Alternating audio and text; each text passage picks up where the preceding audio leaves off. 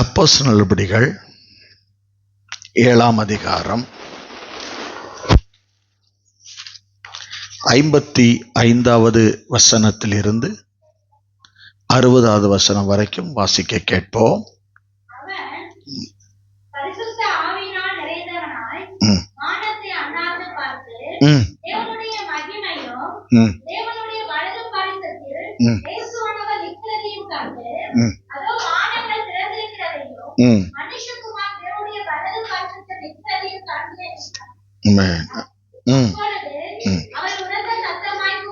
கூக்குரலிட்டு தங்கள் காதுகளை அடைத்து கொண்டு ஒருமனப்பட்டு அவன் மேல் பாய்ந்து அவனை நரகத்துக்கு புறம்பே தள்ளி அவனை கல்லெறிந்தார்கள்.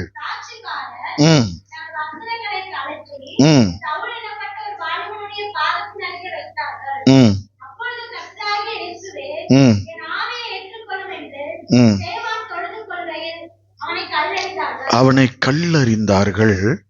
அவனோ முழங்கால் படியிட்டு, ஆண்டவரே, இவர்கள் மேல் இந்த பாவத்தை சுமத்தாதிரும் என்று மிகுந்த சத்தமிட்டு சொன்னான். இப்படி சொல்லி நித்திரை அடைந்தான். அல்லேலூயா. ஒரு விசையாக எங்கள் அன்பின் பரலோக பிதாவே, உம்முடைய பரிசுத்த பிள்ளையாகிய இயேசு கிறிஸ்துவுக்குள்ளாக உம்மை ஸ்தோத்திரிக்கிறேன். இந்த வார்த்தை உம்முடையதையா, பிள்ளைகளோடு பேசும், என்னை மறைத்து வெளிப்படும். உங்க வார்த்தை இன்னைக்கு இந்த பிள்ளைகளுக்கு ஆசீர்வாதமா இருக்கட்டும். இன்றைக்கு அநேக காரியங்களை அவங்க ஜெபித்திருக்கிறாங்க. அதனுடைய வெற்றி அவர்கள் சீக்கிரத்தில் சுதந்திரித்து கொள்ள கர்த்தர் உதவி செய்யும். இயேசுவின் மூலம் பிதாவே, ஆமென், ஆமென். அல்லேலூயா, அல்லேலூயா.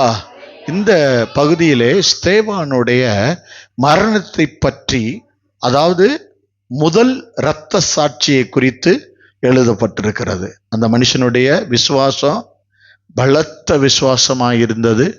அந்த காரியத்தில் ஒரு ஸ்தேவானை சுற்றிலும் கிட்டத்தட்ட சில நியாயாதிபதிகள் சுற்றிலும் உட்கார்ந்து கொண்டு பல காரியங்களை சொல்லி இவனை எப்படியாவது கொல்ல வேண்டும் என்று சொல்லி திட்டம் வகுத்தார்கள். அவனை குற்றம் சாட்ட வேண்டும் என்று சொல்லி அவன் மீது பொய் சாட்சி எல்லாம் ஏற்படுத்தினாங்க. அவனுக்கு கொலை செய்யணும் அப்படின்னு சொல்லி. ஆனா அவனுடைய முகம் எப்படி இருந்துச்சு தெரியுமா? 6:15 அப்போஸ்தலர் நடபடிகள் 6:15. ஆலோசனை சங்கத்தில் உட்கார்ந்திருந்த அவன்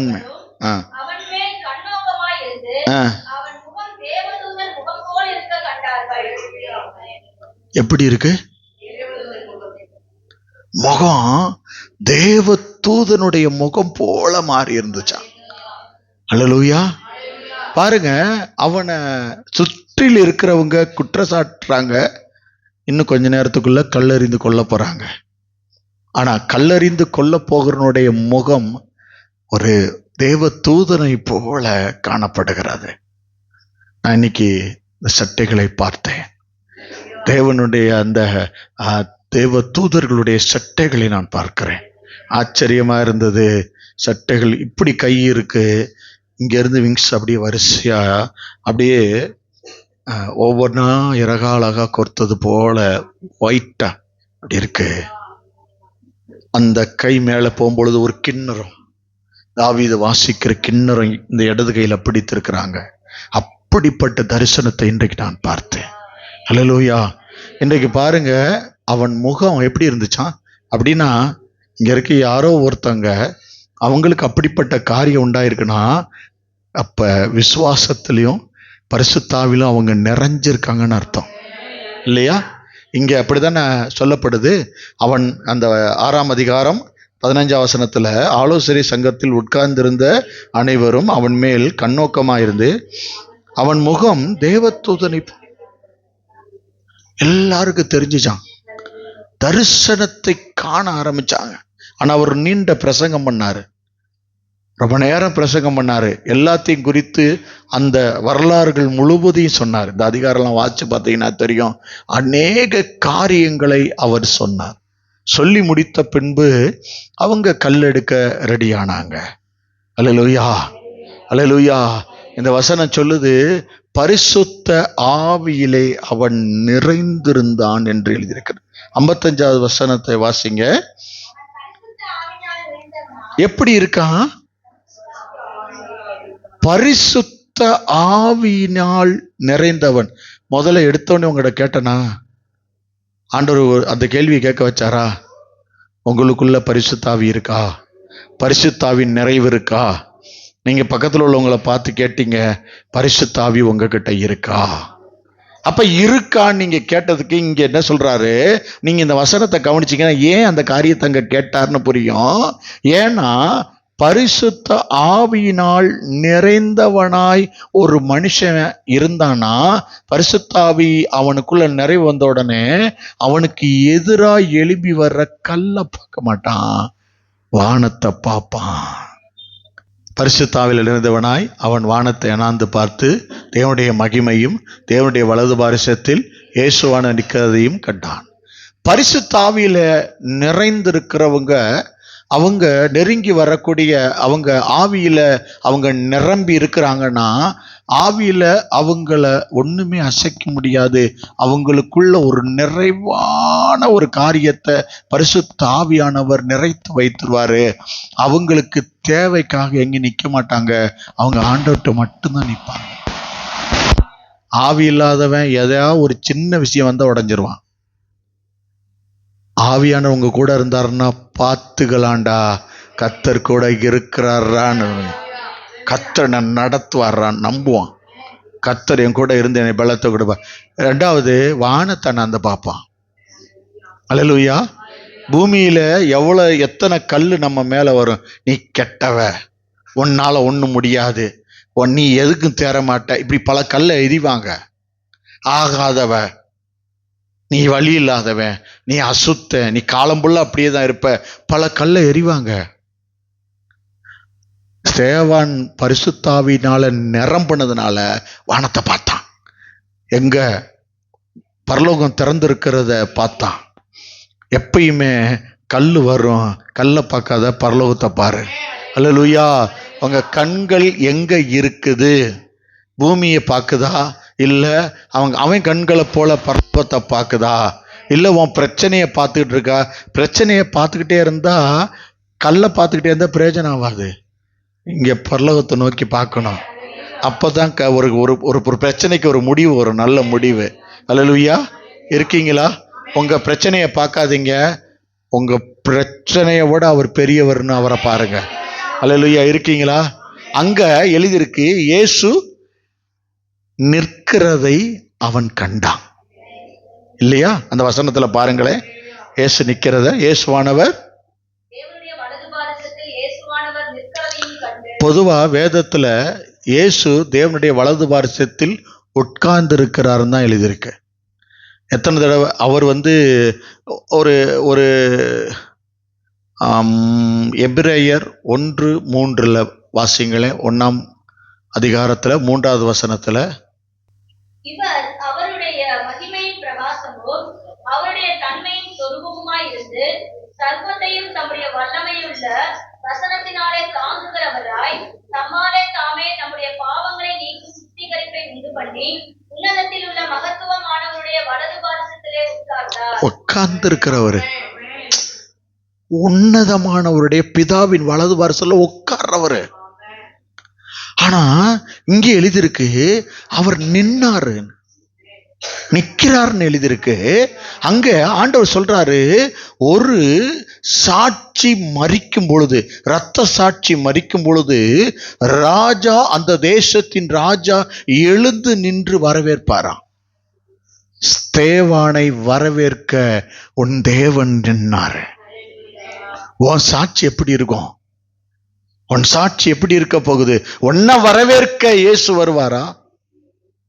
உன்னை வரவேற்க இயேசு நிப்பாரா?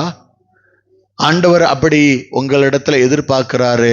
ஆனாலும் இப்ப சொல்றாரு, ஸ்தேவானோட மட்டும் இல்ல, உன்னோடையும் நான் இருக்கேன், உன்னோடையும் இருக்கேன். நீ உன்னை பயன்படுத்துவேன் தான். உன் வாழ்க்கையில கல்லெறிகிறவனை நீ பார்க்காம வானத்தை அண்ணாந்து பார்த்தேனா, நான் நிக்கிறது உனக்கு கண்டிப்பா தெரியும், உன்னால காண முடியும்னு சொல்றாரு. வானத்தை பார்க்கிறவனுக்கு தாயா திட்டம் வித்தியாசமா தெரியும். பூமியை பார்க்கறதுனா எப்படின்னா தோத்தவனையா பார்க்கறது. இந்த உலகத்தை தோத்தவனை ஃபுல்லா நம்ம கூட ஃப்ரெண்டுகள்லாம் இருக்கிறத பாருங்களேன். நோய்வாய்ப்பட்டதெல்லாம் வந்து ஒன்று சேர்றோம், பிரச்சனையெல்லாம் ஒன்று சேரும். என்ன அவன் நினைப்பேன், உங்களுக்கு இந்த பிரச்சனையா, எங்களுக்கு என்ன பிரச்சனையா, ரைட். ஒரு தடவை நான் சொல்லியிருக்கேன், ஞாபகம் இருக்கு அவங்களுக்கு. இந்த நிறைய பேர் ஜாக்கிங் காலையில் 6 மணிக்கு எழுந்திரிச்சு போவாங்க. இந்த கார்லாம் நிறுத்திட்டு பார்த்துருப்பீங்க. காரை கொண்டு போய் அங்கே நிப்பாட்டிட்டு நடந்துக்கிட்டு இருப்பாங்க. 2 வீலர் கொண்டு போய் நிப்பாட்டி நடந்துட்டு இருப்பாங்க. அவங்க எல்லாரும் என்ன தெரியுமா, ஒரே சுகர் அதெல்லாம் ஒன்று இணைஞ்சிக்கும். சுகர்லாம் இணைஞ்சிக்கும், ப்ரெஷர்லாம் இணைஞ்சிக்கும். அவங்களாம் உங்களுக்கு எனக்கு கொஞ்சம் தூக்கலாம், டீ குடிக்கிற மாதிரியே பேசிட்டு போவாங்க. ஆமாம், எனக்கு கொஞ்சம் குறையா, அன்னைக்கு பார்த்துக்கிங்கன்னா தலை இதெல்லாம் பேசிக்கிட்டு அவங்க வாக்கிங் போயிட்டு இருப்பாங்க. எதை எடுக்கணும்னு நினச்சி நடந்தாங்களோ அதையே பேசிட்டு வீட்டுக்கு போயிட்டு என்ன தெரியுமா ஓடும், வீட்டுக்கு போன உடனே அவங்களுக்கு நடந்ததெல்லாம் உள்ள ஓடிக்கிட்டே இருக்கு.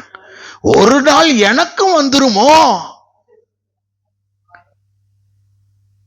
ஆண்டவர் அதனாலதான் அவனை வேறு பிரிச்சு கொண்டு ஆலயத்துக்குள்ள சகோதரர்களுக்குள்ளே சபைக்குள்ள ஐக்கியம் வைக்கிறார். விசுவாசியோட ஐக்கியம் வச்சுக்க. புறஜாதியோட மற்றவங்ககிட்ட போய் ஃப்ரெண்டு வச்சுக்கிட்டு அவன்கிட்ட போய் கேட்டா அவன் என்ன செய்வான், அக்கா எனக்கு இவ்வளோ சுகம் இருக்கா, உங்களுக்கு அன்னைக்கு தலை சுத்துச்சுக்கா, இன்னைக்கு இவ்வளோ தலை சுத்து, உங்களுக்கு தலை, எனக்கு தலை, இப்படியா போன நீங்க எந்த மாத்திரை போறீங்க, அந்த மாத்திரையா, நான் இந்த மாத்திரை போறேன், உங்களுக்கு அந்த மாத்திரை சரியா இருக்காக்கா. சுகர் பேசுறதுக்கா விசுவாசிகள்லாம் கூடனா, சுகரை தூக்குறதுக்கு ஏசு வராரியா. ஒரு ஒரு ஒரு வேடிக்கையா ஒரு காரியம் சொல்லுவாங்க. ரேஷன் கடையில் உங்களுக்கு சுகர் இருக்குன்னு சொன்னோடனே சந்தோஷப்படுறது, டாக்டர் உங்ககிட்ட சுகர் இருக்குன்னு சொன்னால் அழுகிறது. உங்களுக்கு சுகர் இருக்குன்னு சொல்கிற இடம் வித்தியாசம். டாக்டர் சொன்னார்னா அழுகிறது, ஐயோ எனக்கு சுகர் வந்திருக்கேன்னு. ரேஷன் கடையில் சொன்னால் உங்களுக்கு சுகர் இருக்குன்னு சொன்னால் எனக்கு சுகர் இருக்கு அப்படின்னு சொல்லிட்டு வாங்கிட்டு போயிடுறது. அதுவும் அந்த பொங்கல் பரிசு கொடுக்குறதெல்லாம் மற்றவன் போறானோ இல்லையோ, விசுவாசி ஒருத்த மேல ஒருத்த ஏறி போய் புலி நடந்த மாதிரி போய் இப்ப நடந்து போறான் முதல்ல வாங்குறதுக்கு. இதெல்லாம் விட்டுறக்கூடாது பாஸ்டர், உங்களுக்கு தெரியாது அப்படின்னு சொல்லிட்டு ஏறி இறங்குறாங்க. பதுங்கி போற மாதிரி மேல ஏறி இறங்கி சில, ஏன்னு கேட்டீங்கன்னா சுகரு சீக்கிரம் சுகரை வாங்கிட்டு சீக்கிரம் வீட்டுக்கு போயிடணும். ஏன்னா அப்பதான் சாப்பிட முடியும். இருக்கீங்களா? பிசாசுக்கு அவனுக்கு தெரியும், அவன் வந்து இனிமே நான் மெதுவாக அவன்கிட்ட போவேன், அதனால அவன் வந்து ஏதாவது ஒரு காரியத்துல எங்கேயா கை வைக்கணும். ஆண்டவர் விடுதலை கொடுப்பாரு. ஆண்டவர் இந்த இடத்துல ஒரு பெரிய மாற்றத்தை உண்டாக்குவாரு. இயேசுவின் நாமத்தினால இந்த லோ வோல்டேஜ் மாறட்டும். ஆண்டவருடைய பிரச்சனை இறங்கி ஒரு கிரியை உண்டாகட்டும். பாருங்க, இன்னைக்கு ஆண்டவர் சொல்றாரு, உட்கார்ந்திருந்தவர் அவனுக்காக மட்டும் எழுந்து நின்றார்.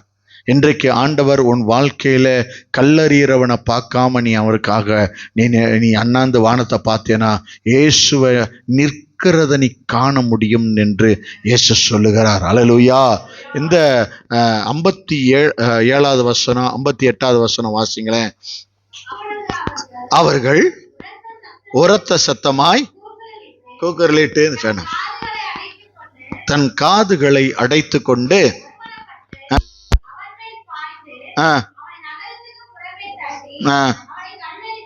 கல்லறிஞ்சாங்க. அல்லேலூயா. அங்க ஒரு காரியம் நடக்குது. நான் கல்லறிஞ்சதுக்காக சந்தோஷப்படுறேன் அப்படி சொல்ல, ஒவ்வொன்னா குறைஞ்சுக்கிட்டே போறதுக்காக. இயேசுவின் நாமத்தினால மாறட்டும். ஆண்டவர் இன்றைக்கு உங்களோட பேச போறாரு. ஏதோ ஒண்ணு உங்களுக்கு வச்சிருக்காரு, இன்னைக்கு அவர் சொல்ல போறாரு. அதனாலதான் அவன் முந்திக்கிட்டு நிக்கிறான். அவன் தோத்து போயிடுவான், உன் வாழ்க்கைக்குள்ள வரமாட்டான். உன்னை கல்லெறிகிறவனை இயேசு முடிக்க போறாரு. அதை அவன் வந்து பயந்து போய் தான் இங்க ஓடி வந்து நிக்கிறான்.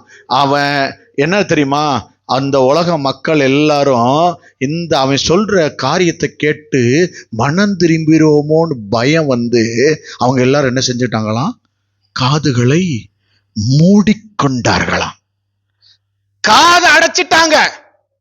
அல்லேலூயா. காதை அடைத்து கொண்டார்களாம். ஏன்னா அவன் சொல்லக்கூடிய நல்ல செய்தி அவனை மனம் திரும்ப பண்ணிரும் என்று சொல்லி இந்த உலகம் காதை அடைத்து கொண்டது. அல்லேலூயா. கர்த்தர் இன்றைக்கு ஆண்டவர் அங்க ஒரு மனுஷனை வந்து இருந்தார், சவுல். அவன்கிட்ட என்ன செஞ்சாங்க? உடைகளை கலட்டி அவனிடத்திலே கொடுத்தார்களாம். இரத்த சாட்சியை, அந்த சாட்சி உள்ள மனுஷனை மறிக்கிறத இந்த பவுல் பார்த்தான். இரத்த சாட்சிய, ஒரு மனுஷனுடைய சாட்சிய எவன் பார்க்கிறானோ அவன் தான் இந்த உலகத்தை கலக்கிறவனா வெளியே வருவான். பாருங்க, அவன் கை வச்சுக்கிட்டே இருக்கான் பாருங்க. ஆனா இயேசு ஜெயிப்பாருங்க. ஒரு காரியத்தை சொல்றேன், அவன் தோத்தே போகிறவன், தோல்வியை சந்திக்கிறவன், இயேசு ஜெயத்தை எடுக்கிறவரு, வெற்றியை காண பண்ணுவாரு, சாட்சியா நிற்க பண்ணுவாரு. அவர் ஒரு காரியத்தை சொல்றாரு, எவன் இந்த சாட்சியை பார்த்தானோ, எவன் சாட்சியை பார்க்கிறானோ, உங்க சாட்சி யார பார்க்கறாங்களா? உங்க சாட்சியை பார்த்து உங்க மற்றவங்க வாழ்க்கை மாறிடணும். பவுல் ஸ்தேவானுடைய சாட்சியை பார்த்து மாறிட்டான். ஏன்னா அந்த அந்த இரத்த சிந்தப்பட்ட வஸ்திரம் அவன்கிட்ட கொடுக்கப்பட்டது. அவனுக்கு முன்பாக அந்த வஸ்திரம் கடந்து வந்தது. இன்றைக்கு கர்த்தர் சொல்றாரு, அந்த வஸ்திரம் அவங்க கிட்ட வந்ததுக்கு ஒரு நோக்கம் உண்டு. ஏன்னா அந்த சாட்சி அவன் பார்க்கணும்னு தான் அன்னைக்கு பவுல்கிட்ட வந்துச்சு. இதுவரைக்கும் எனக்கு தெரியாத ஒரு பதில். ரொம்ப நாளா அந்த கேள்வி என்கிட்ட இருந்தது. ஏன் சவுல் அங்க நிக்க வச்சு ஆண்டவர் பார்க்க வச்சாரு? பவுலா மாத்த போறாரு. பார்க்கறதுக்கு முன்னாடி பார்த்ததுனால இவன் ஒரு பெரிய உலகத்தை கலக்கிறவனா, சாட்சி உள்ளவனா வெளியே வந்தான். இன்னைக்கு ஆண்டவர் சொல்றாரு, உன்னை இந்த உலகம் கவனிக்குது, உன் சாட்சிய கவனிக்குது. ஆண்டவர் சொல்ல, ஸ்தேவானை கவனித்தது போல இந்த உலகம் முழுவதும் சுவிசேஷத்தை கொண்டு போய் சேர்க்கிறவரா பவுல் இருந்தார் பாருங்க. எப்படி மாறினார் தெரியுமா? இவனை கல்லெறியும் பொழுது இவன் செஞ்ச காரியத்தை பார்த்து ஆச்சரியப்பட்டு போனாங்க. உன்னை திட்டுவாங்க, உன்னை அவமானமா பேசுவாங்க, இயேசுவை தான் வணங்குறிய, உனக்கு ஏன் குறைன்னு கேட்பாங்க. உன் சாட்சி வெளியில வந்துருச்சுன்னா ஒரு நாள் உன் சாட்சியை பார்த்து அவங்க இயேசுவை தேடி ஓடுவாங்க. அல்லேலூயா. அங்க இவன் சொன்னா, கர்த்தராகிய இயேசு கிறிஸ்துவே என் ஆவியை ஏற்றுக்கொள்ளுன்னு அங்க கையில கொடுத்தான், ஒப்பு கொடுத்தான். இயேசு இதைத்தான் செஞ்சாரு. அவரும் கூப்பிட்டு ஆவியை உரத்த சத்தமா தன் ஆவியை பிதாவின் இடத்துல கொடுத்தது போல ஒப்பு கொடுக்கிறேன்னு சொன்னான். அல்லேலூயா. ஸ்தேவான் செய்தது போல லூக்கா 23:46 எழுதியிருக்கு, பிதாவே உமது கைகளில் என் ஆவியை ஒப்பு கொடுக்கிறேன். இவர் சொன்னாரு, பிதாவே இவர்களை மன்னியும், தாங்கள் செய்வது இன்னதென்று 34 சொன்னாரு. ஆண்டவர் அதே போல இங்க ஒரு காரியத்தை காண்பிக்கிறாரு. ஒரு சீசன் குருவை போல வர்றான். யாரு? ஸ்தேவான். ஒரு குருவை போல வர்றான். மன்னிக்கிற சுவாபத்தை, கல்லெறிறவங்க மேல கசப்பு இல்லைங்க அவனுக்கு, மன்னிக்கிற ஒரு எண்ணம் அவனுக்குள்ள இருந்துச்சு, பழி வாங்குற எண்ணம் இல்லை. ஏன் தெரியுமா? பரிசுத்த ஆவியில ஒருத்தன் நிரம்பிட்டானா அவனுக்கு மன்னிக்கிற எண்ணம் வந்துடும், பழி வாங்குற எண்ணம் போயிடும். அதனாலதான் கேட்டேன், உங்களுக்குள்ள பரிசுத்த ஆவி இருக்கிறாரா அப்படின்னு கேட்டேன். பரிசுத்த ஆவி உங்ககிட்ட இருந்தார்னா கண்டிப்பா கசப்பு உங்க உள்ளத்துல யார் மேலேயும் இருக்காது. யாரையுமே நீங்க மன்னிப்பீங்க. ஆண்டவர் சொல்றாரு, உனக்குள்ள இருக்க கசப்பு வெளியேறி போயிடும். நீ குருவை போல மாறுவ, நீ இயேசுவை போல மாறுவ. உனக்குள்ள இருக்க கசப்பு வெளியேறி போயிரும். நீ எல்லாரையும் மன்னிக்கிறவனா மாறிடுவ. பழி வாங்குற எண்ணமே இருக்காது. இது கிறிஸ்துவின் குணம். அல்லேலூயா. இது இயேசுவின் குணம். அது உனக்குள்ள வந்துருன்னு ஆண்டவர் சொல்றாரு. சேவான் கீழே கடந்த கல்லை எடுக்கும் பொழுது, அந்த கல்லை எடுக்கிறாங்களே, இப்போ உங்களுக்கு முன்னாடி உங்களை அடிக்கிறதுக்கு ஒரு கட்டையோ ஒரு அருவாளையோ ஒரு கல்லையோ எடுத்து ஓங்கும் பொழுது நீங்க அதை பாக்குறீங்கன்னா என்ன நினைப்பீங்க? அடிக்க போறான்னு ஓடுவீங்க, தடுக்கிறதுக்கு எதை நிற்பீங்களே. அவன் கல்லை எடுத்ததை பார்த்தான். கல்லை எடுத்துட்டாங்க, எரிய போறான்.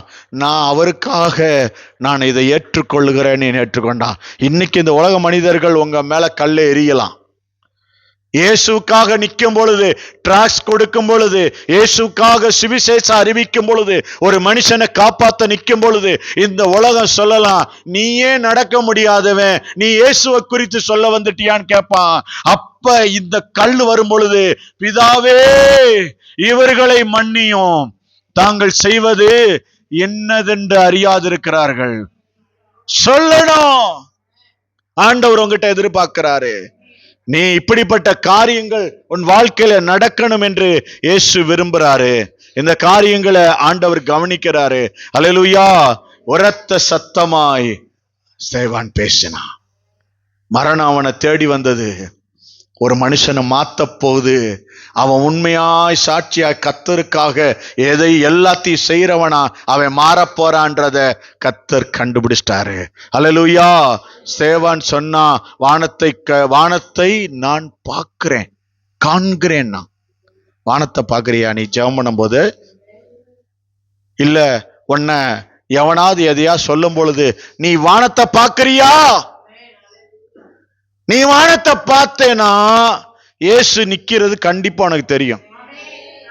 வானத்தை பார்க்கிறவன் உயிருள்ள சாட்சியா இருப்பான். நாம ஸ்தேவானை போல வானத்தை காண்கிறவனா மாறணும். பிரச்சனை எல்லா இடத்துலயும் இருக்கதான் செய்யும். ஆனா உனக்காக வானத்தை திறப்பாரு. வானத்தை திறப்பாரு. இரட்சகர் வெளிப்படுவாரு.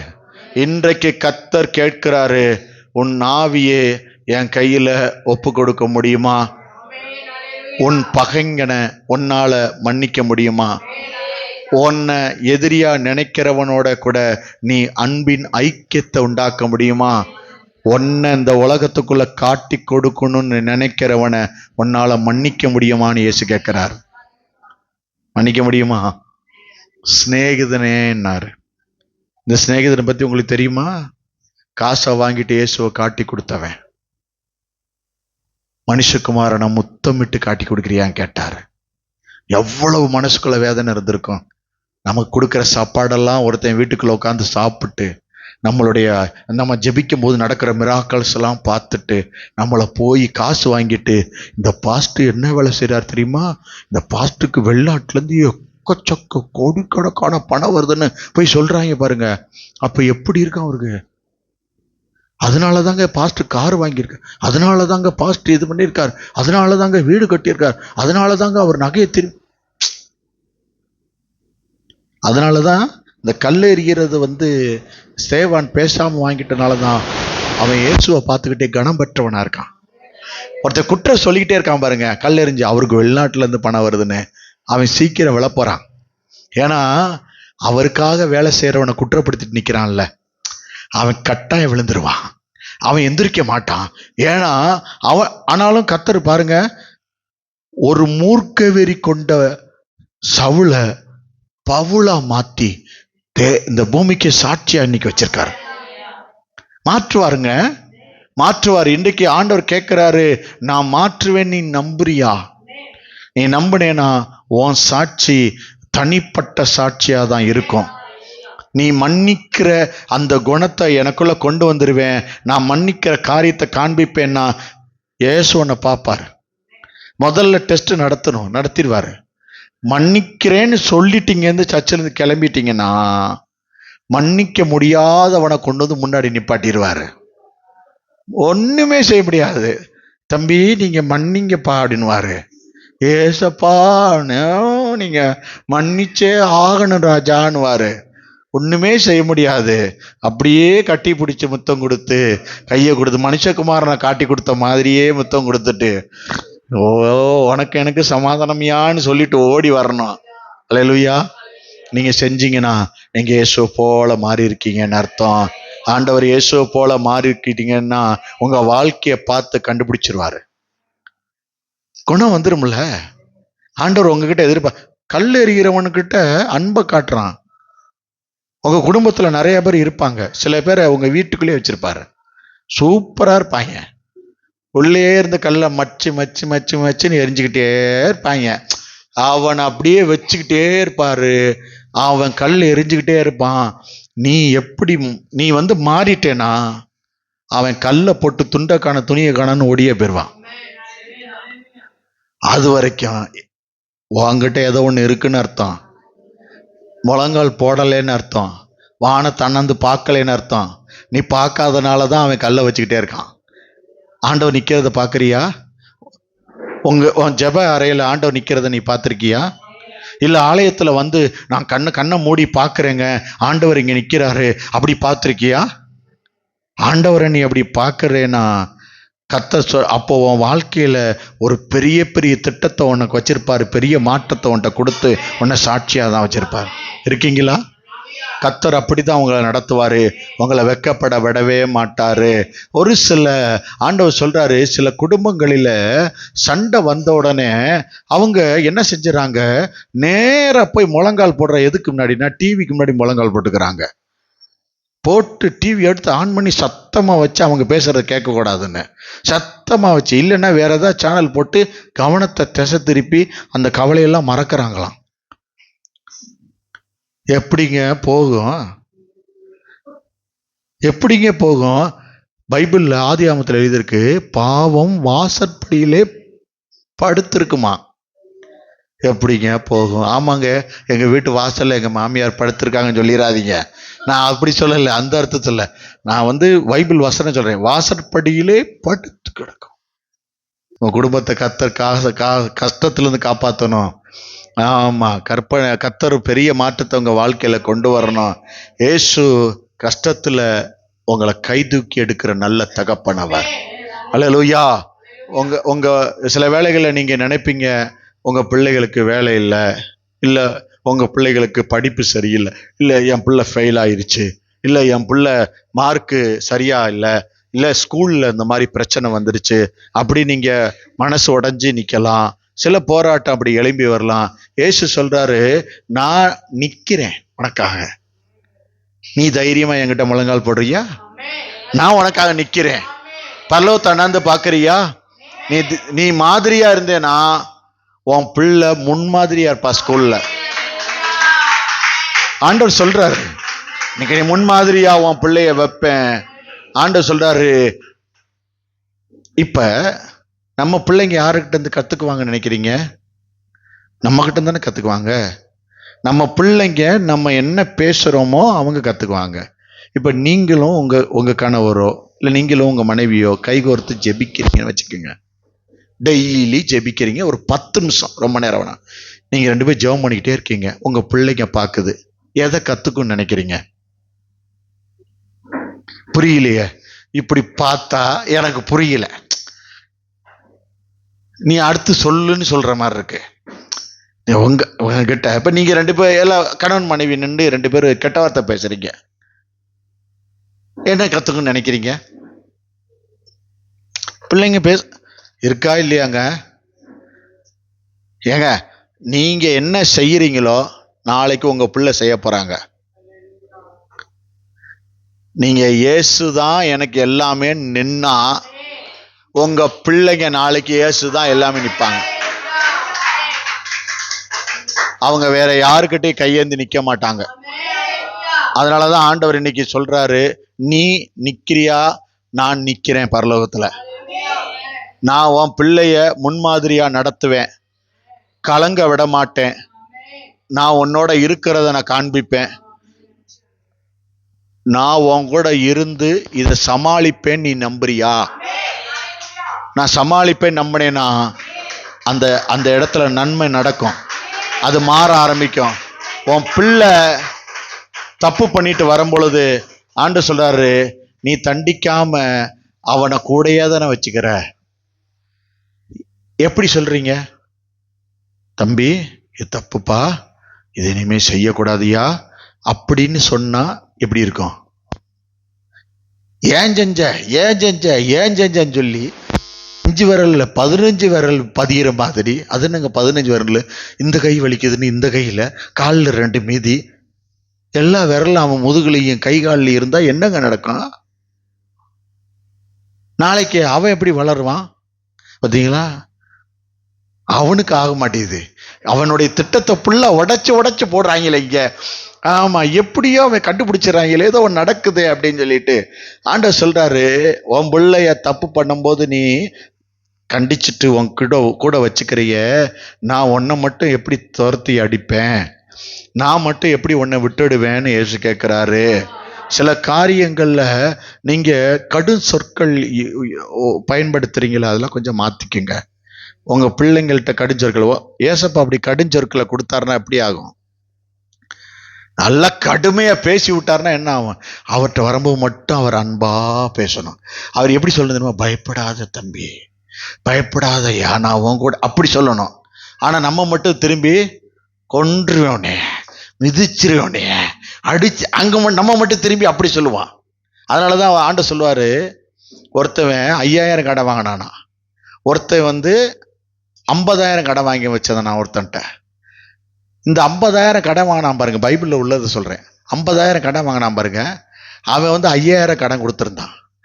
அவனை ரோட்ல பார்த்தோன்னே அவன்கிட்ட பிடிச்சி, எங்கடா என் காசு, கொஞ்சம் கஷ்டப்படுறேன், நான் அப்புறமேட்டி தந்துடுறேன் அப்படின்னு சொன்னாங்க. இவன் அவனை போட்டு அடிச்சு அவனை கொண்டு போய் இருட்டான குழியில தள்ளி பணம் கொடுக்குற வரைக்கும் இவனை கட்டி வச்சுட்டு அவன் பொண்டாட்டி பிள்ளைகிட்ட பணம் வாங்கிட்டானா. இவன் 50,000 வாங்கியிருக்கானே, அவன்கிட்ட போய் சொல்லிட்டாங்க, 5,000 ரூபாய்க்கு துவைச்சிட்டு வந்திருக்கான், நீ 50,000 கொடுத்துருக்க, நீ ரொம்ப துவைக்கணும், அவனை ஃப்ரீயா விட்டுருக்கான்னு. அவன் என்ன செஞ்சிருப்பான்? அப்ப பைபிள்ல இருக்கிறத சொல்றேன் நான். வாசிச்சிருக்கீங்களா? அல்லேலூயா. ஆண்டவர் சொல்றாரு, சில இடங்கள்ல இரக்கம் பாராட்ட வேண்டிய இடத்துல இரக்கம் பாராட்டணும். நீங்க அந்த வழியை புரிந்து கொள்ளணும். நீங்க அந்த வழியை புரிஞ்சுக்கிட்டீங்கன்னா ஆண்டவர் உங்களுக்கு உண்டான காரியத்துல உங்க வழியை புரிஞ்சு கொள்வாரு. நீங்க உடைஞ்சு போய் நிற்கும் பொழுது ஆண்டவர் உங்களை கைவிட மாட்டாரு, அவர் கோபப்பட மாட்டாரு, அவர் அடிக்க மாட்டாரு. உங்களை ஒரு நிமிஷம் கொஞ்சம் பக்கத்துல நிப்பாரு. தம்பி, நீ தப்பு பண்றன்னு சில விஷயத்துல உணர்த்துவாரு. ஆனா நீ, அப்பா என்னை மன்னிச்சிருங்க, இனிமே தப்பு செய்ய மாட்டேன்னு நீ அவர்கிட்ட பேசி சரண்டர் ஆயிட்டேனா உன் வாழ்நாள் முழுவதும் மகிழ்ச்சி இருக்கும். அவர் மாறாதவர், அவன் கூட இருப்பாரு. கடைசி மூச்சு வரைக்கும் அவர் உன் கூட தான் இருப்பாரு. அல்லேலூயா. நீங்க ஆண்டவர்கிட்ட இந்த காரியத்தை, ஆண்டவரே என்னோட கூட நீங்க இருங்கன்னு நீங்க ரொம்ப வேண்டி விரும்பி கேட்டீங்கன்னா கட்டாயம் அவர் உங்க கூட தான் இருப்பாரு. அவர் போக மாட்டாரு. இந்த நாட்கள்ல இயேசு உங்க கூட இருக்கிற காரியம் எல்லா நாளும் உங்களுக்கு வெற்றி கிடைக்கும், எல்லா நாளும் ஜெயம் கிடைக்கும். இந்த ஸ்தேவானுடைய வாழ்க்கையில மரணத்தின் நேரம் மன்னிக்கிற காரியம் அவனுக்குள்ள வந்துச்சு. உங்க வாழ்க்கையில வர வேண்டியது ஒண்ணு, மரணமே வந்தாலும் நம்ம மன்னிக்கிற எண்ணம் நமக்குள்ள இருக்கணும். இயேசு இருந்தார்ல, என் பிள்ளை இருக்கும் அப்படின்னு நம்புறாரு. நீங்க அப்படி இருந்தீங்கன்னா அவர் ரொம்ப மகிழ்ச்சி அடைவாரு. இன்னைக்கு அவர் அதை தான் நினைக்கிறாரு. ஆண்டவர் இன்னைக்கு எந்த காரியத்துல நீ மன்னிக்க வேண்டுமோ அந்த காரியத்துல கொஞ்சம் மன்னிச்சிரு, இல்ல மன்னிப்பு கேட்கணும்னா கேட்டுரு, நான் அவன் கூட இருப்பேன். ஆண்டவர் அழகா சொல்றாரு, நான் அவன் கூட இருப்பேன். மன்னிப்பை கொடுக்கிற குடும்பம் கசப்பை பார்க்காதான். உன் வாழ்க்கையில கசப்பு வராது, உன் வாழ்க்கையில கசப்பு வராது. கர்த்தர் சொல்றாரு, உன் வீட்டில் இருந்து காயத்தை அகற்றுவேன். உன் வீட்டில் இருக்க கோபத்தை நீ தூக்கி போட்டா உன் காயத்தை அவர் அகற்றுவாராம். பழைய கசப்பு யார் மேலேயா ரொம்ப நாளைக்கு முன்னாடி நான் அவங்கள மன்னிக்காம இருக்கேன், கசப்பு வச்சிருக்கேன், இன்னைக்கு மன்னிச்சிருக்கேன். ஆண்டவர் சொல்றாரு, என் புள்ள மாதிரி தான், என் புள்ள ஒரு மாதிரி தான், என் புள்ள ஒரு சாட்சி தான், என் புள்ள சாட்சியாக தான் இருக்கும், என் புள்ள அப்படிதான் இருக்கும். ஒரு மோன்சேன் ஒரு காரியம் இந்த திங்கக்கிழமை இது பண்ணாருன்னு நினைக்கிறேன், குடும்ப ஆசீர்வாத கூட்டத்தில் ஒரு மாமியார் மருமகளையும் காட்டினாரு. 2 பேரும் ஆச்சரியமான ஆச்சரியம், அம்மாவும் பிள்ளை மாதிரி இருக்காங்க. ஆச்சரியமா இருந்துச்சு. நான் என் மனைவி பார்த்து கொஞ்சம் சிரிச்சோம். அப்புறம் ரொம்ப ஆச்சரியப்பட்டு போனான். ஏன்னா மாமியாரும் மருமகளும் அப்படி இருக்க மாட்டாங்க. இவங்க அவங்களுக்கு ஊட்டி விடுறதும், அவங்க இவங்களுக்கு ஊட்டி விடுறதும், இவங்க அவங்க துணியை வாங்கி துவைக்கிறதும், அவங்க அவங்களுக்கு பார்த்து அவங்க மாமியாரை வேலை செய்ய விடுறதே இல்லை. ஆனா கோடியில ஒருத்தன் வீட்டுல தான் அப்படி இருக்கு. ஆமா, பல வீட்டுல மாமியாரே,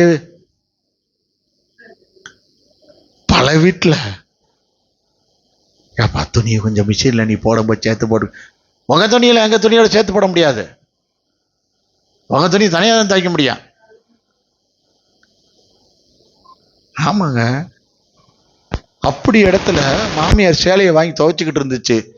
நான் கண்கொள்ளா காட்சியை பார்த்து ரசிச்சேன். இதெல்லாம் எங்க கிடைக்கும்? ஆச்சரியமா இருந்துச்சுங்க. ரொம்ப ஆச்சரியமான காரியம் நினைச்சேன். நான் அந்த சாட்சி எழுதிட்டு வந்தேன். எப்படியாச்சும் எங்க சபையில் அந்த சாட்சியை சொல்லி போடணும். ஆமா, அவங்க ரெண்டு வருஷமா கொஞ்சம் கோபதாமமா இருந்தாங்க தானா, ஒருத்தருக்கு புரிஞ்சுக்காம. அதுக்கப்புறம் மன்னிச்சுக்குங்கன்னு மருமக போய் கேட்ட உடனே 2 பேரும் ஒன்னாதான் சாப்பிட்றதாம், 2 பேரும் ஒன்னாதான் எல்லாம் தூங்க போறதாம். எல்லாதான் இவங்க வீட்டுக்காருக்கு கோவம் வரும் அடிக்கடி. என்ன என்னைய விட்டுட்டு எங்க அம்மாவோட திருற, எப்ப பார்த்தாலும் எங்க அம்மாவோடய பேசிக்கிட்டு இருக்கியே. எங்க அம்மா அவருக்கு கொஞ்சம் பயம் இருந்திருக்கு. ஏன்னா இவங்க பெண்கள் கூட்டணினாவே எங்கேயாவது ஒரு இடத்துல ஏதோ ஒண்ணு இன்னைக்கு நடந்துச்சுறான், அது வேற ஒரு பட்டம் இருந்தாலும் என்னன்னா இவங்க என்ன பேசிட்டு இருக்கும்போது நல்லா பேச நினைக்கிறீங்களா? அந்த அக்கா ஒரு பட்டுப்புடவை கட்டிக்கிட்டு இருந்துச்சுன்னு இந்த அம்மா ஆரம்பிச்சு, இந்த அம்மாக்குள்ள அந்த பட்டுப்புடவையே உள்ள தள்ளி விட்டுறான்.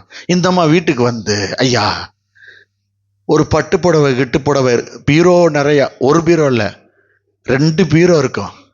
ஐயாவோட சட்டை ஒரு அடுக்கு தான் இருக்கும். கேளுங்க, பாஸ்டர் அம்மாட்ட கேளுங்க, ஒரு துணியே இல்லை. ஸ்கூலுக்கு கட்டிட்டு போறதுக்கு வேற ஒண்ணுமே இல்லை. 2 பீரோ திறந்த உடனே என்னைய மூடிடும் துணி. நான் எதிர்த்து ஐயோ எவனை போட்டு என்னை மூடுறான்னு சொல்லி கத்துற, அப்படிலாம் இருக்கும். ஆனா என்ன சொல்ல மாட்டான், இவ வீட்டுக்கு போன சோறு கிடைக்குதோ என்னவோ. ஆமா, இன்னைக்கு அவங்க சிஸ்டர் அவங்க ஒழுங்கு பண்ணால நைட்டு சாப்பாடு தப்பிச்சிட்டேன். நாளைக்கு என்ன விச ரசமா என்னவோ கண்ணி பண்றாங்களோ என்னவோ, கர்த்தர் நல்லவர். இன்னைக்கு ஒரு சிஸ்டர் சொன்னாங்க, இன்னைக்கு சாயந்தரம் செய்தியில ரசத்தை பத்தி பேசுவீங்க பாஸ்டர்னாங்க. தீர்க்கதரிசியா இருப்பாங்க போல இருக்கு. ரசம் வாயில வந்துருச்சு. ஆமா, கர்த்தர் நல்லவர். ஆமா, கர்த்தர் இன்னைக்கு ராத்திரி உங்களோட இருப்பாரு, ஆசீர்வதிப்பாரு. எல்லா காரியத்திலும் கர்த்தர் உங்களை கூட இருந்து நடத்துவாரு. நம்ம ஜெபம் பண்ணலாமா? அவங்கள உங்க கையில ஒப்பு கொடுக்கிறேன். அதிகாலையில அவங்க குடும்ப ஜெபம் பண்ணும் போதோ இல்லை அவங்க தூங்கி எந்திரிச்சு முதல்ல என் கர்த்தருக்கு முன்னாடி நான் நிற்பேன் முழங்கால் போடும் பொழுதோ, ஆண்டவர் அவர்களுக்கு முன்பாக எழுந்து நில்லுங்க ஆண்டவரே. அவங்க ஒரு வார்த்தை இயேசுவேன்னு கூப்பிடும் பொழுது அவங்க எத்தனை வருஷம் பிரச்சனையில இருந்தாங்களோ, இல்லை சில பேர் மனிதரோட சண்டை இருந்துச்சோ, அதெல்லாம் சமாதானமா மாறட்டும் ஆண்டவரே. ஒவ்வொரு பிள்ளைகளுடைய தேவ கையில ஒப்பு கொடுக்கிறப்பா ஆண்டவரே. எங்க பரலோக பிதாவே, எங்க தகப்பனே, எங்க குடும்பத்துல இருக்க பிரச்சனையெல்லாம் மாத்துங்க. கணவன் மனைவி உறவு சரியில்லைன்னா சொல்லுங்க ஆண்டவர், சண்டையெல்லாம் சமாதானமா மாத்தி போடுவாரு, சமாதானமா மாத்தி போடுவாரு. பெற்றோர்களே, உங்க பிள்ளையோட சரியா உங்க பிள்ளை புரிஞ்சுக்கலே, அவங்கள ஒருவேளை பொறுப்பு இல்லாம இருக்கா, ஒருவேளை வீட்டை கவனிக்காம இருக்கா, அப்பாட்ட சொல்லு, இன்னைக்கு உன் பிள்ளைய கர்த்தர் மனம் திரும்ப பண்ணுவாரு. உன் வீடு கட்டப்படும். இயேசு நிக்கிறாராம் பாரு, இயேசு நிக்கிறாராம் பாரு. இயேசு உன்னை மன்னிக்கிறவளா பார்த்துட்டாருனா உன் இருதயத்தை அவர் பார்க்கிறாரு, உன் முகத்தை பார்க்கல மகளே. அவர் உன் இருதயத்தை, ஜெபிக்கிற உன் இருதயத்தை பார்க்கிறாரு. இன்னைக்கு நீ குறிச்சு வச்சுக்க, இந்த சபையில நீ ஒரு காரியத்தை ஆண்டவர்ட்ட சொல்லிட்ட, இன்னைக்கு ஜெபிச்சு முடிச்சு நீ கடந்து போகும்போது உனக்கு எதிராக இருந்தவர்கள் தங்களுக்குள்ளே அடித்து கொண்டு அவர்கள் விலகி போவார்கள். அவர்கள் சமாதானத்தை உனக்கு விட்டு செல்வார்கள். கர்த்தர் ஒரு ஜெபத்தை கேட்பாரு. சில மாற்றம் இந்த இரவு நடக்கும். உன் குடும்பத்தில் உள்ள கவலை மாறும். நாளைக்கு உன் பிள்ளைய குறிச்சு கவலைப்படாத, கர்த்தர் பார்த்து கொள்வார். கர்த்தர் பார்த்து கொள்வாரு. படிக்கல, ஃபெயில் ஆயிருச்சு, அவ என்ன பண்ணுவா, அவன் என்ன பண்ணுவான், ஒண்ணுமே வாய்க்கலையே, அவன் திட்டம் எனக்கு தெரியலையே, என்னாச்சோ, என் மகன் என்ன நிலைமையோ, என் பிள்ளை என்ன நிலைமையோ, இந்த வருஷம் என்ன ஆகுமோ நினைக்காத. கர்த்தர் உனக்கு முன்னாக நிக்கிறாரு, உனக்கு முன்னாடி நிக்கிறாரு. உன் பிள்ளைய நல்லாதான் கொண்டு வருவாரு. உன் பிள்ளைய வாழ்க்கைய மாத்த நிக்கிறாரு. உன் பிள்ளை ஏன் அப்படி இருக்கு தெரியுமா? நீ மாறல. நீ உன்னை மாத்திக்கிறேன்னு சொன்னேனா உன் பிள்ளைய ரொம்ப அற்புதமா மாத்துவேன்னு தீர்க்கமா சொல்றாரு, தீர்க்கமா சொல்றாரு. சில பேருடைய வாழ்க்கையில பிரச்சனை 15 வருஷமா இருக்கலாம். கர்த்தர் சொல்றாரு பெரிய சண்டையா இருக்கலாம், நீ போராடி கொண்டிருக்கலாம். கர்த்தர் சொல்றார் காரணமே ஒருவேளை உனக்கு மறந்தே போயிருக்கலாம். இன்னைக்கு உன் கைகளை உயர்த்தி இயேசு கிறிஸ்துட்ட ஒப்புக்கொடு. கர்த்தர் அந்த பிரச்சனையில ஒரு சமாதானத்தை, காற்றே கடலே இறையாதே அமைதலாயிரு என்று சொல்லி உன் பிரச்சனைய அமைதியா மாத்த போறாரு. நிறைய பிரச்சனைக்கு முடிவு வரப்போகுது. நிறைய விஷயத்தை கர்த்தர் மாத்த போறாரு. உன் குடும்பம் ஏதேன் தோட்டத்தை போல மாறும். உன் குடும்பத்துல ஆசீர்வாதம் மலரும். இனி ஒரு விவகாரமும் உன் குடும்பத்துக்குள்ள வராது. சில கோர்ட்டு பிரச்சனை மாறப்போகுது, சில வேலை பிரச்சனை மாறப்போகுது, சிலருடைய வாழ்க்கையில ஐஸ்வர்ய தடைகள் எல்லாம் மாறப்போகுது. கர்த்தர் சில காரியத்தை, சமாதானத்தை கணவன் மனைவிக்குள்ள கொடுக்க போறாரு. ஒருவேளை உன் கணவர் உன்னை புரிஞ்சுக்காம இருக்கலாம், ஒருவேளை உன் மனைவி உன்னை புரிஞ்சுக்காம இருக்கலாம். இன்னைக்கு கர்த்தர் சில புரிதலை கொண்டு வர போறாரு. நன்மை நடக்க போகுது. இன்று இரவு தீர்க்கமாய் சொல்றாரு, இன்று இரவு கர்த்தர் உனக்கு கொடுக்கிறாரு. ஒரு மாற்றம் நடக்க போகுது.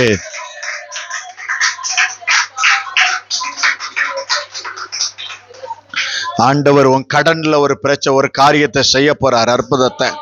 உனக்கு ஒரு வேலையில ஒரு ப்ரமோஷன் உண்டாக போகுது. சிலருக்கு இன்கிரிமெண்ட் கிடைக்க போகுது.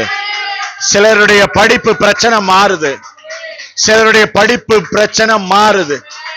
சிலருடைய கண்கள்ல உள்ள பிரச்சனை மாறுது, சிலருடைய நோக்கம் மாறுது. சிலருடைய தரிசனம், பரலோகத்தை காண்ற தரிசனம் திறக்குது. ஆண்டவர் இன்னைக்கு உங்களை மன்னிச்சிட்டாரு, உங்களுக்கு மன்னிப்பு கொடுக்கிறாரு. உங்க வாழ்க்கை மாறுது, எடுத்துக்காட்டா மாறுது. இனிமே உங்க சாட்சி எல்லாரும் பார்ப்பாங்க. உங்க சாட்சியை பார்த்து நிறைய பேர் மாற போறாங்க. உங்க சாட்சியை பார்த்து இயேசுவை பிடிக்க போறாங்க. உங்க சாட்சியை பார்த்து பரலோகம் வர போறாங்க. உங்களை பார்த்து இந்த மாதிரி நான் வாழணும்னு சொல்லி வர போறாங்க. சிலருடைய உறவினர்கள் அப்படி மாற போறாங்க. சிலர் உங்களை ஏளனமா நிந்திக்கிறவங்க உங்களை பார்த்து மனம் திரும்பி வர போறாங்க. ஏசு இன்னைக்கு அப்படியாக உங்களை மாத்த போறாரு. பிள்ளைகளை ஒப்பு கொடுக்கிறேன், ஆசீர்வதியை பலப்படுத்தும். இயேசுவின் வல்லமையுள்ள நாமத்தில் பிதாவே, ஆமென்.